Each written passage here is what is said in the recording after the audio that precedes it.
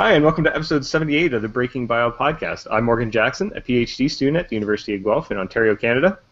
I'm Stephen Hamblin, postdoc at the University of Southern California in Los Angeles. This week we're going to be talking about science communication and evolution and all sorts of other things that involve the internet. And we're joined this week by Trevor Valle, who's a paleontologist and museum preparator from Los Angeles, as well as Dal from the Twitter account Take That Darwin. Hello, folks. Hi, everybody. Hi, Trevor. So yeah, I kind of got this crew together accidentally on Twitter by responding to something, and everybody got excited about joining in. But there's a reason we're all here today, and I think that's largely science communication. It's a perennial topic on the show. We've had a lot of different science communicators on, a lot of professional scientists, and a mixture of people from like the academic end of it. But I kind of wanted to, because I've followed both of you guys on Twitter for quite a while. And sorry about you that. Guys, Yeah, we apologize ahead of time, or we should have. but I think you guys represent a side that we don't often get on here, which is people actually in the trenches, engaging about science with the public, like often directly, in a very sometimes raucous way. Yeah, I use that word. Rockets. So actually, why don't we start by having you guys discuss a little bit about how you engage in SciComm on the internet. Dal, I mean, you run the Twitter account Take That Darwin, which has ruined many a life. I will have to answer for my sins someday, but not today. All right. Well, why don't you tell everybody what that account's all about and what you're doing with it? All right. In brief, I retweet people who are convinced that they understand science and yet have so spectacularly missed the point of whatever they're discussing that just by saying, hey, check out this person saying this thing, it is high mockery. Now, I'm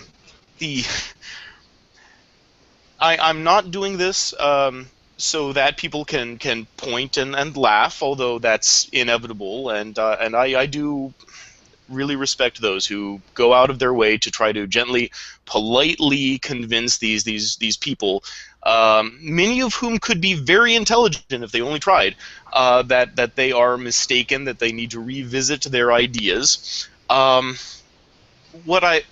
real goal there is just to point out how stupid people can be if we aren't paying attention occasionally to what we're doing. The moment we are convinced that we have a capital T truth, we've ruined everything. So, anyways, that's me. And Trevor, hard one to follow. well, you come at it from a different perspective, which is, I mean, you're trained as a scientist. You're very well versed in a lot of these fields, and you engage with these people as well directly online. So you're kind of straddling the divide between the ivory tower academic and the man on the street, as it were. And it is pearls before swine, let me tell you what. This guy, he's trying to explain things like the fossil record to 14-year-olds who are convinced that scientists are liars. Yeah, that's always fun. I like to call myself a dirty academic because I work in the field and yet I'm in a very academic field. I got into it, I would occasionally answer a question here and there about paleontology and kind of just be the nice guy. And then I think I'm trying to remember who it was. It was somebody else in the paleo field, it may have been, I don't know, not Ross Mounts or somebody, but somebody retweeted a Take That Darwin tweet. And I'm like, who the hell is this? And I started looking around, and I'm like, wow, there are that many. He's been going at this for what? And then I just kind of buttoned up the shirt, got the hiking boots on, and waded into the water. And oh man, some of the things you retweet, I can't drink enough. Well, I can't drink when I'm actually in the field, and thankfully I don't look at my phone that much when I am. But man, when I get home, my girlfriend's like, Are you getting in another argument online? Yes, dear. Sorry, I'll do the dishes. Oh. So, I've actually, this is a good opportunity to ask this question because I've never been able to really see. Dal, you retweet a lot of different topics. How are you actually filtering for this? I have my method involves combinations of search terms. Beg your pardon? Drinking. Your method involves drinking. Yes. But it's all about the keyword searches. You just find certain pairs of terms that will turn up a lot of hits. Maximize the wheat, minimize the chaff. Evolved monkeys. I begin with that every day, and it always turns up something amazing. Someone who, because of course, a creationist is going to take away one thing from evolutionary theory, and that's monkeys shapeshifting. So yes, evolved monkeys, that will always turn up some gold. And so on down the line. So one of the reasons I wanted to talk to you guys is because if you ask anybody who studies science communication or does it professionally, as it were, who's doing a PhD in it or what have you, most of them, if you put a gun to their head, will say that you guys are doing it exactly wrong, right? That this is completely the wrong way to change people's minds about science or to increase public understanding of science. And I wonder how you guys feel about that, because the general conclusion is, well, we have to, like the deficit model of science communication, where we explain things to the public, is wrong. We have to engage with them gently, come from their viewpoints, frame the issue properly. All of these, academic ideas. But how do you guys feel about what you do and whether it's having an effect? Ooh, yeah, I've actually heard that a bit. That you're a paleontologist, you should be professional, talk about paleontology and things like that, and I do. 85-90% of the time, when somebody's like doing the whole, micro versus macro evolution argument or anything trite like that, it's a very simple series of clicks, and it's like, well, here's a 43-page PDF on 55 million years of horse evolution. You're welcome. There you go. Go ahead and read it, and try and breach the topic that way.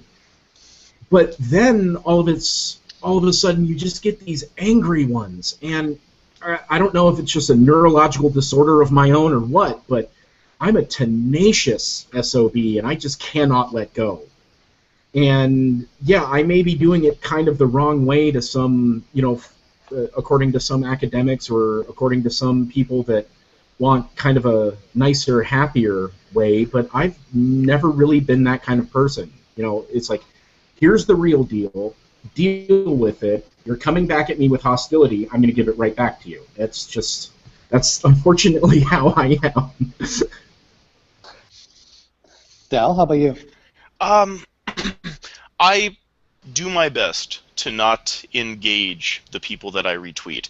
I also try to gently discourage people from engaging them as well, unless they, of course, can do so politely, but it is impossible with these people. I've compared it to reaching into a toilet, okay? What is your end game there? What are you going to define as success when you reach your hand in there?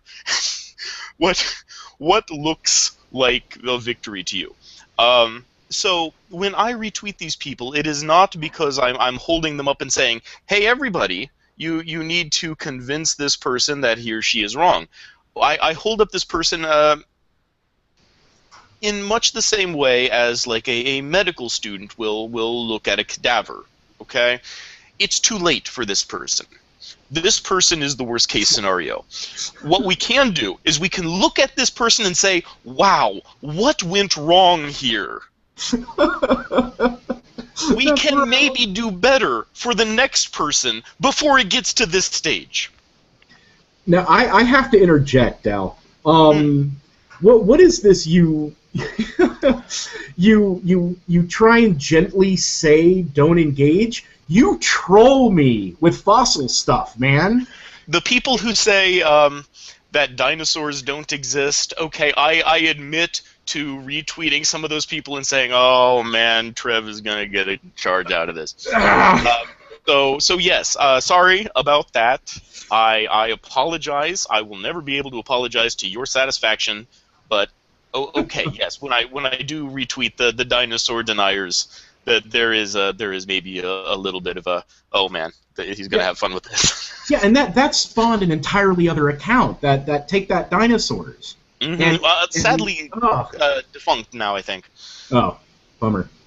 But there's actually an entire family of take that accounts now. Take that science, take that NASA, take that Earth. Take that Earth. Yeah. Yes. Take that Salk, all about vaccines. Right. Take that GMOs. Take that fashion. Take that people, about genocide. Yeah, take that equality. That one was a recent one. Yeah. There's take that etymology. I saw that one. I'm actually in the process of doing some documentation on all of the take that science. Said it quite bluntly that this is the Cambrian explosion of take that accounts, and they're diversifying majorly. So I decided to start take that Tweeter, and I'm only following take that accounts. And I'm documenting their first tweets, best of. I'm going to be interviewing some of them, and going to start a blog and that whole thing because this is a really interesting new chapter in science communication. Because just putting a word out there is one thing, like, hey, everybody, here's a new dinosaur. Yay, yay, yay. But there are still a huge amount of people, it's shockingly when it comes to evolution, a large percentage of the American population that doesn't believe in primate evolution, that I hate to say it, you kind of just have to take a bottle of rum and smack them over the head to get them to realize what's going on. Waste a good rum. No, I didn't say it's good. It's interesting that you actually are looking into essentially the taxonomy of take that accounts, because Morgan's a taxonomist. You should get together with him and he can help you out. Yeah, I was just going to ask somebody who's not familiar with this part of the SciComm world at all, what is up with the take that part? Can you guys explain why take that has become sort of the flag or the anthem for this subset of communicators? If I may field that, it's sort of a well, it's deeply sarcastic. I mean, that goes without saying, but it seems to be like a sort of checkmate. It's the sort of exclamation of victory over the oppressor. This is what I like to think is that if Charles Darwin were alive today, then he would look at my Twitter account with just this bemused fascination. And the bit where I'm specifically saying take that Darwin rather than take that something more nebulous is because somehow Charles Darwin has managed to become this in creationist morality play. He is the devil figure. That is a remarkable load for one naturalist who's been dead for well over a century to bear. There are these kids out there who are furious at a Victorian-era naturalist who was by all accounts a quiet, unassuming, humble person. They are enraged by this guy, and this is something that I wanted to capture. Also, my avatar, the venerable orangutan from the Hornet, that caricature, because this is somehow become all about the personage of Darwin, and it's hilarious. Yeah, they don't really think that evolutionary theory, fact, and laws have moved on since 1859 for some reason. The origin of species is the Bible, they maintain. That is the atheist Bible, and it is. Well. I keep asking people. One of my new things is I ask them if they want to do a civil debate about the facts of evolution, that I'll throw out my oldest reference book, i.e., Origin of Species, if they throw out theirs, which would be the Bible or whatever whatever they're doing, and let the evidence and the facts be as they may. No one's taken me up on that, strangely enough. Amazing. Something that you did end up getting taken up on was the rather interesting interaction you had with the Kesha fans. Oh, God. Which I think actually kind of embodies a lot of this corner of the internet. So can you tell us what happened there?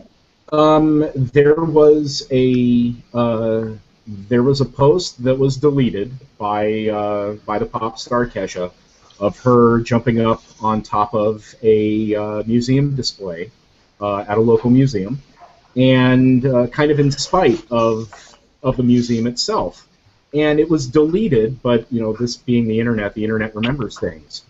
So I kind of called her out on it and got a whole lot of flack, an amazing amount of flack, hundreds and hundreds of these nasty, vengeful tweets and calls that people are telling me I should die and all that, simply because it's like, look, you don't stand on museum displays. And it was shocking, actually, because I'm just like, look, this person was being an idiot. Please don't do that in museums. Fossils don't have voices. And the sheer amount of backlash I got was just like practically overwhelming. I was stunned, completely stunned. And well, it settled itself nice and quietly, and I've since moved on. And yeah, it was just nuts, man. Okay, Trevor, you were completely correct, because you said this is an imitatable behavior, and absolutely. We did find multiple tweets, didn't we, that said things like, "Oh wow, I'm going to climb onto the next museum display I see because Kesha's just that cool and she's a celebrity and rules don't apply to her." Yeah, and then like my life could be bought and sold 100 times over. It's like, oh yeah. I don't care. I really don't care. That's perfectly fine if she wants to do that and promote slavery. Perfect. But you still don't do that at museums. I don't give a rat's ass what museum, where, whatever. You don't do that. I, as a professional, don't do that. I'm actually trained and allowed, and I don't do it without like a ladder, protective gear, and basically the permission of the curator. So I'm not going to go hopping fences and go, yay, I'm going to go play with Dippy the Diplodocus over at the Natural History Museum in London just because I can. That's just silly. It's a little ironic that you caught so much flack, especially from this so totally separate region of the internet. It's almost as if they've got their own hashtag set up, much as you guys do to find the trolls of the internet on the Darwin side versus the trolls of the Kesha side. It's a little ironic that you managed to pull in so much angry hate from them. And I did scroll through some of the ensuing, I'm going to say it, the ensuing battle as it was going down. And it was kind of ridiculous. I'm not going to lie. Both, I'll agree with you, the vehement, words and terminology that they were using and directing towards you and eventually towards museums and natural history in general was very discouraging. Yeah, I was completely shocked, and yeah, I totally admit I was acting ridiculously unprofessional that entire few days. But it really hit just this nerve on me, and just like, really, someone is doing that in a museum? That just doesn't make sense to me. Why? What? And as a paleontologist, it's my job to protect fossils and to get them out of areas and get them in museums and have people look at them and have the research done and kids walk in and go, whoa, that's cool, and all that. And I'm just, it was stunned. I was completely stunned. It's like I'm just going to go to a Ferrari dealership and jump on the hood of a brand new 458 Italia just because, well, I'm me. It makes no sense. So yeah, it hit me hard and fast and in the soft spots. And yeah, I went totally off the wall, way more than I should have. You were passionate. No, I I was an a-hole. I mean, I was, yeah, that was bad.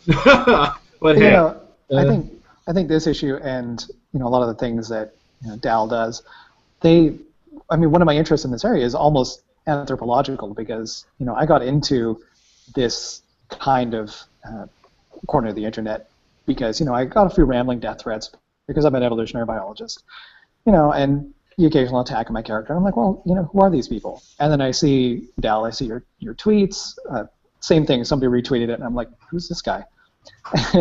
But I don't think a lot of professional science communicators really know that this kind of foam is bubbling out there on the internet, and it I wish we could keep it a secret from them. They don't. They do not need to deal with this. Some of them do get involved, though.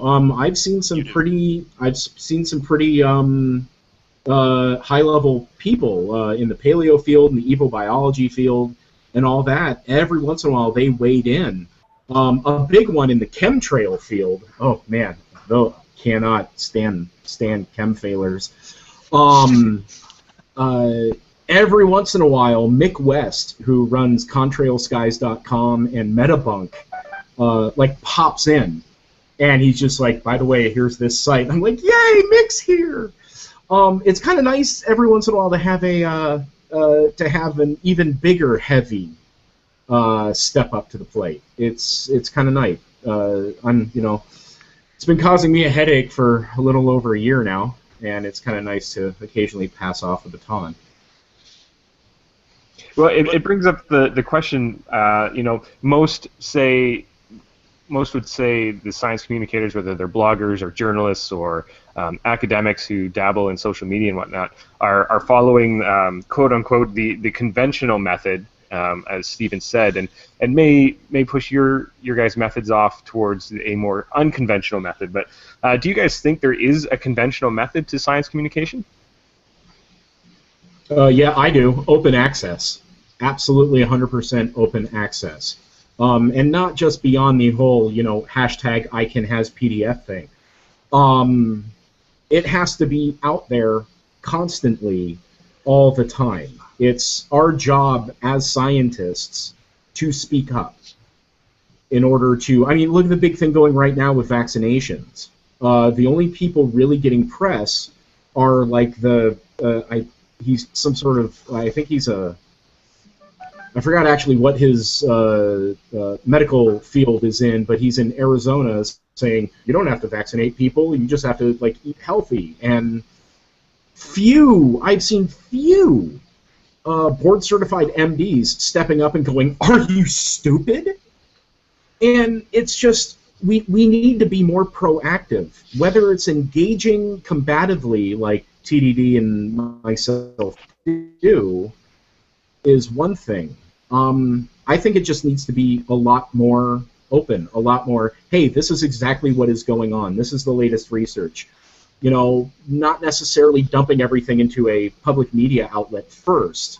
For example, like the Bicep 2 gravitational waves that came out that turned out to be dust and all that.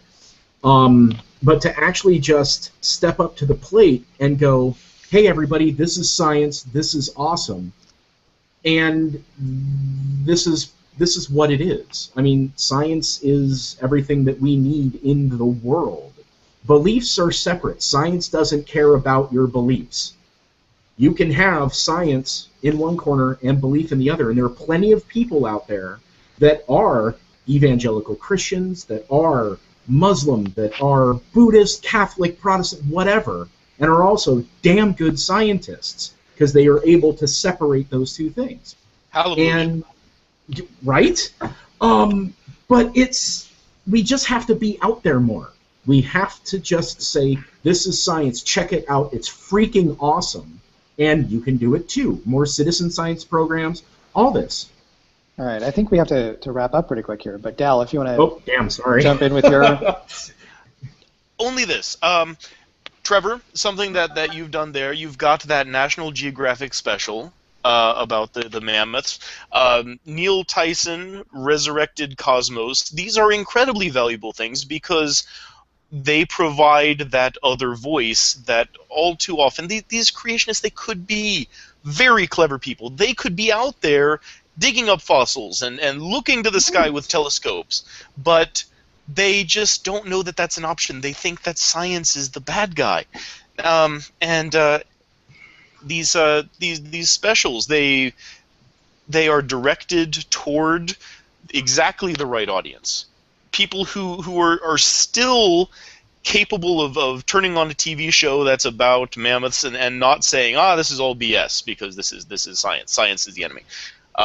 So that is exactly the sort of science communication that we need. And Trevor, your star is on the rise. You are going to become one of these science communicators who maybe not takes the fight to them, but takes the light to them. I hate to say it, but I'm gonna get flack for this, I know. Probably from you, Dal. Ken Ham is really, really good at science communication for his chosen audience. That man is epic at it, and scary enough, we could learn a thing or two from his tactics.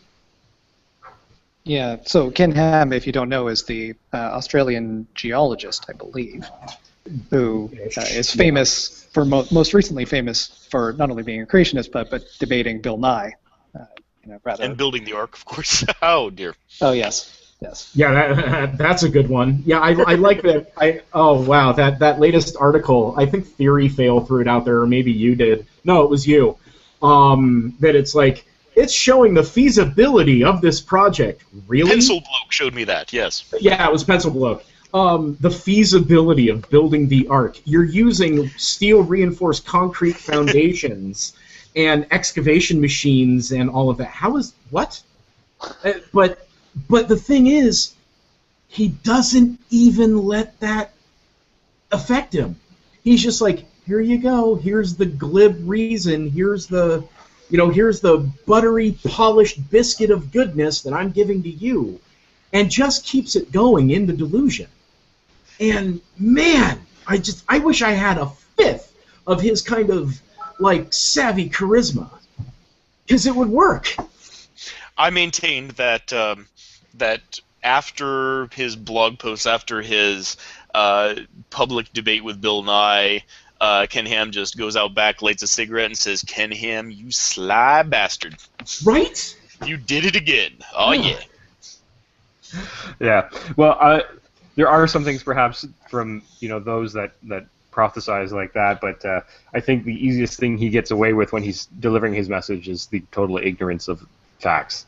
It's easy to make a convincing argument when you don't use anything that could potentially, make it hard for somebody to believe. Yeah, exactly. Check out. Yeah. Yeah. If you take the sidestep away from reality, pretty much the world is your oyster in that regard. Especially if you find a common audience in that regard. So, while I agree that some of his debates and stuff like that are somewhat informative, I don't know whether we can learn a lot, because being restricted by reality does have its walls, unfortunately.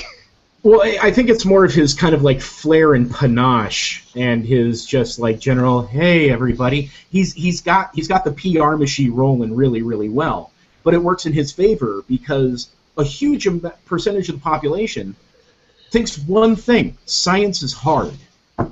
They don't understand that they're using Linnaean, binomial taxonomic names every day whenever they say Tyrannosaurus Rex or anything like that. They just think science is hard.